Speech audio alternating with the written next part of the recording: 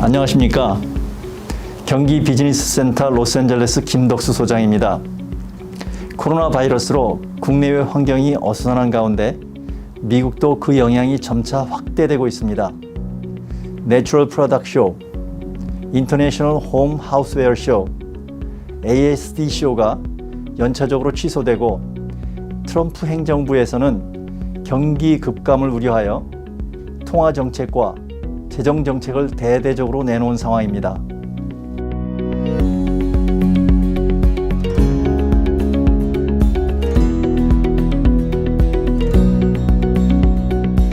트럼프 정권 출범 3년 이후 미국의 무역 적자가 크게 감소한 것으로 나타났습니다.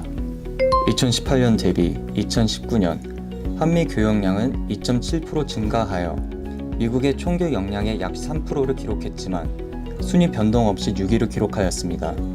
미국 경제계는 미중 갈등으로 인한 수혜국으로 한국, 대만, 베트남을 꼽았습니다. 피터슨 국제경제연구소는 미중 관세 장벽으로 인해 미국 국민은 한국, 멕시코, 베트남산 제품을 구매해야 했다고 분석했습니다. 무역 전문가들은 미중 갈등 일정 부분 해소되면서 한국의 대미 수출이 향후 증가될 것으로 전망하고 있습니다. OECD는 코로나19로 인한 경제적 타격을 반영해 2020년 미국 경제 성장률을 0.1%로 낮춰 1.9% 성장으로 조정했습니다.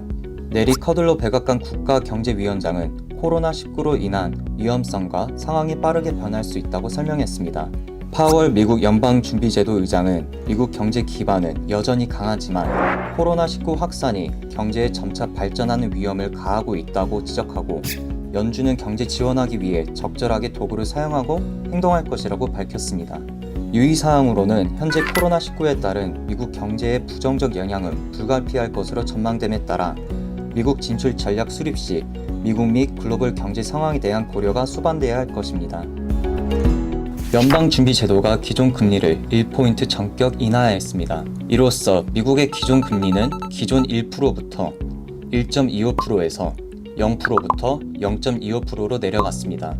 신종 코로나 바이러스 감염증 공포로 글로벌 경제의 불확실성이 커지자 전격적인 통화 완화 정책으로 시장 심리를 안정시키겠다는 취지로 보이며 연준은 미국 경제의 펀더멘털은 여전히 강하지만 코로나 바이러스가 경제 활동의 리스크를 높이고 있다면서 이런 리스크의 관점에서 그리고 최대의 고용과 물가 안정이라는 목표 달성을 뒷받침하기 위해 FOMC가 금리 인하를 결정했다고 설명했습니다. 사우디아라비아가 주도하는 OPEC와 주요 산유국인 러시아 간 불붙은 석유 전쟁에 미국 세일 업체들이 곡소리를 내고 있습니다. 가뜩이나 신종 코로나 바이러스 확산에 따른 수요 감소로 하락세를 보이고 있던 유가는 원유 강대국의 힘겨루기 속에 끝을 짐작하기 어려운 추락을 하고 있습니다. CNN 비즈니스는 러시아가 감산을 거부한 것은 가장 큰 경쟁자인 미국의 셰일 오일 생산자질의 성장을 막기 위한 것이라고 분석했습니다. 소식이 알려지면서 국제 유가는 큰 폭으로 떨어졌으며 시장조사 업체 바일턴 놀루지의 애덤 크리사플리 설립자는 미국의 많은 산업에 석유는 중요하다면서 유가가 코로나19보다 시장에 더 큰 문제가 됐다고 말했습니다.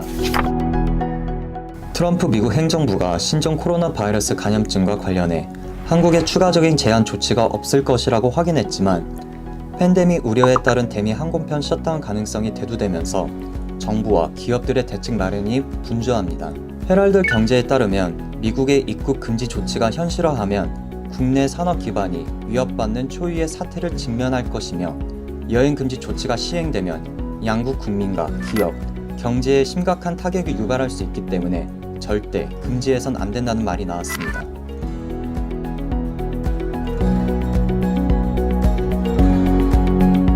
이상 미국의 2, 4분기 시장 관련 소식과 코로나19 관련 내용을 소개하였습니다. 코로나19가 미국에 본격 확산되면서 일각에서는 미국이 이에 대하여 준비가 잘 되어 있지 않다는 의견도 나오고 있습니다. 특히 경제에 대한 불안이 예측하기 어려운 상황입니다. 이러한 상황에서도 건강하시고 사업에 강건하시기를 기원합니다. 이상 GBC LA에서 말씀드렸습니다.